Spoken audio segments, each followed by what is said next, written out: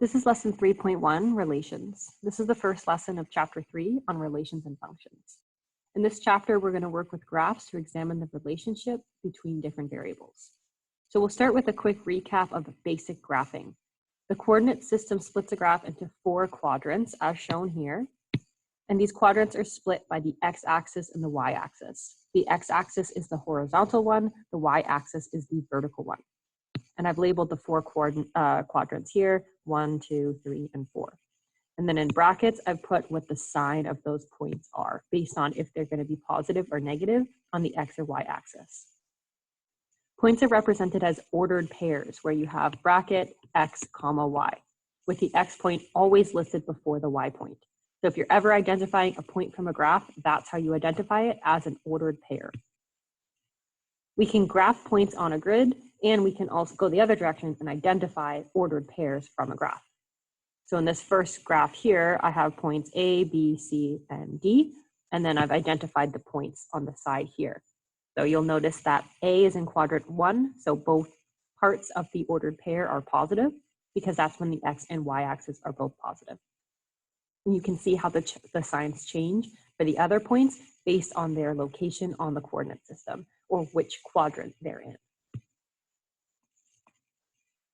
Let's do this example. We want to plot the following points on the graph. So point A is 2, negative 3. So the x value is at 2, the y value is at negative 3.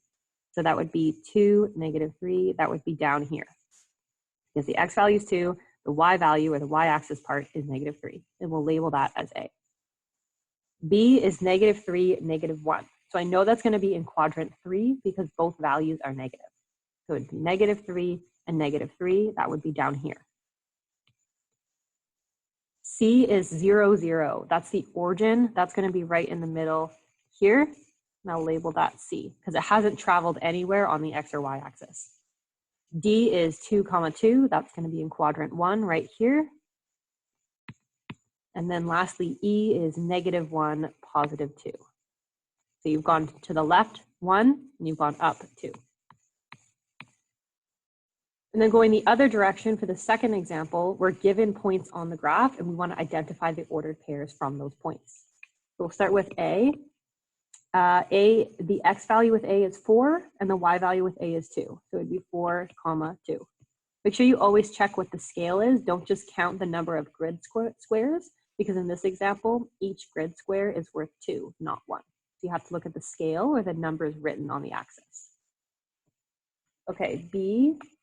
Remember, writing it as x, y. What is the x value and the y value for B? The x value is negative 8, and the y value is positive 2. Point C is negative 4, negative 4. Point D is the x value is 8, and the y value is negative 4. And then the last one, E. This one's a little trickier because it's in between the grid lines. The x value, first of all, is at 0 because it hasn't traveled anywhere on the horizontal axis.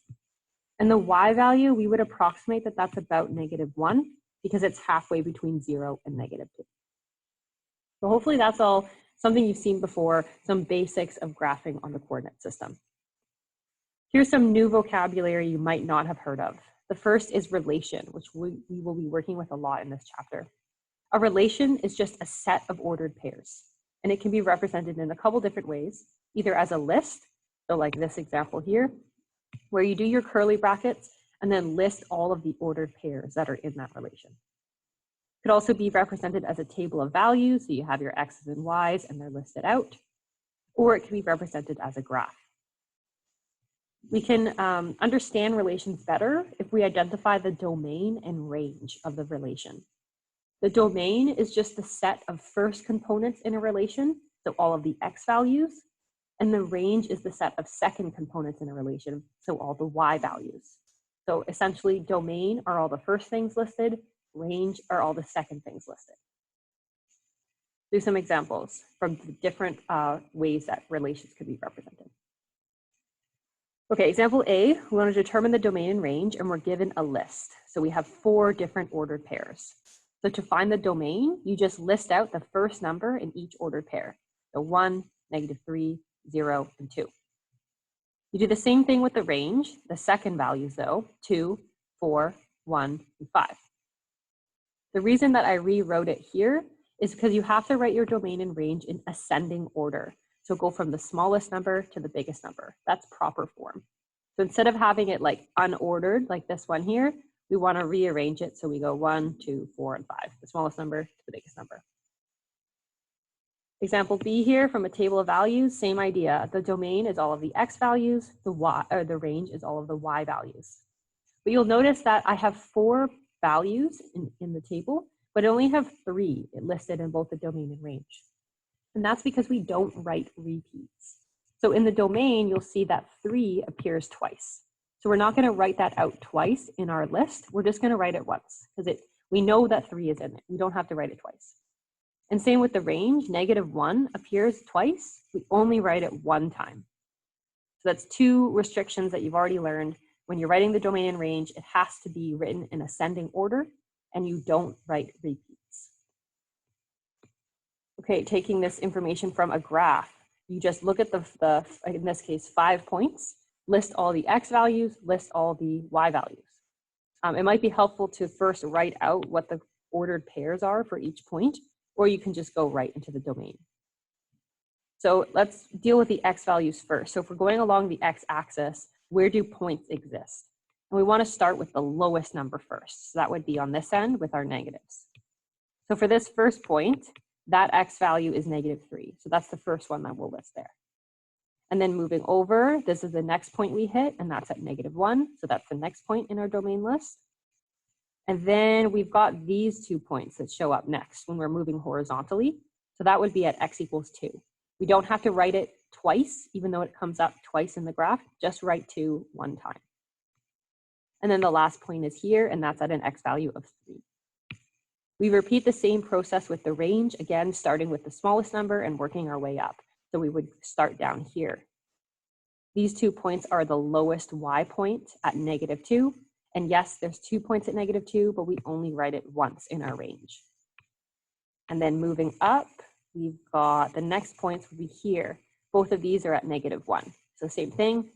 Sorry, at +1. So we write 1 there, and we don't have to write it twice, even though it appears twice. And then the last point is right here at a Y value of 2. So there's our domain and range. And I've written a reminder that we omit duplicates and we write it in ascending order. So finding the domain and range from these examples is quite straightforward, but it quickly gets more complicated.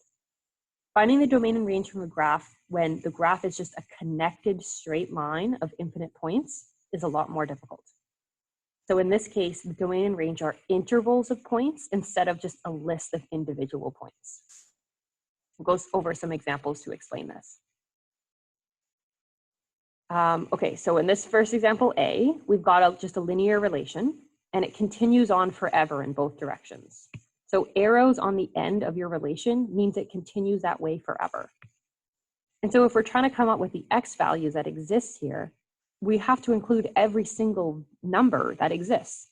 It's hitting it at 1, at 2, at 3, at 4, and every single number in between there until infinity in both directions, positive and negative. So all we have to write for the domain and range is all real numbers. So if the line or if the graph has all points that are valid that can go into the domain and range, you just write all real numbers. So this graph continues forever on the x-axis and forever on the y-axis. So every point could count. In example B, we have a parabola here. The domain, the x values, same thing, is all real numbers. Because since there's arrows on the end of this graph, it's going to continue this way forever. It's going to go like in this shape, but continue forever in both, like just go up forever, and it'll also continue to go left and right. It's going to hit every single x value, so we just write all real numbers. The range is a bit more restricted though, because you'll notice the lowest y value is -2, and then it just goes up from there. You never go below -2. That's why our range is y is greater than or equal to -2, because yes, it continues this way forever. It can be bigger than that, but it can't be smaller than it. So that's what we write here. Next example, we have a parabola, but now it's kind of flipped on its side. And so the domain, it's not going to hit every single x that's possible because the lowest x value is here at -3, and then it continues forever this way. So it has to be x values are greater than or equal to -3 because yeah, it continues this way forever, but it doesn't go past this way. What you'll notice is that there's an open circle here. Instead of just a regular point, like all the other points, there's an open circle. And what that means is that -3 itself isn't actually included in this graph. It's an open circle because the graph doesn't go there. So when you're writing your interval, the only difference is that instead of saying x is greater than or equal to -3, you just say x is greater than -3. It's not also equal to.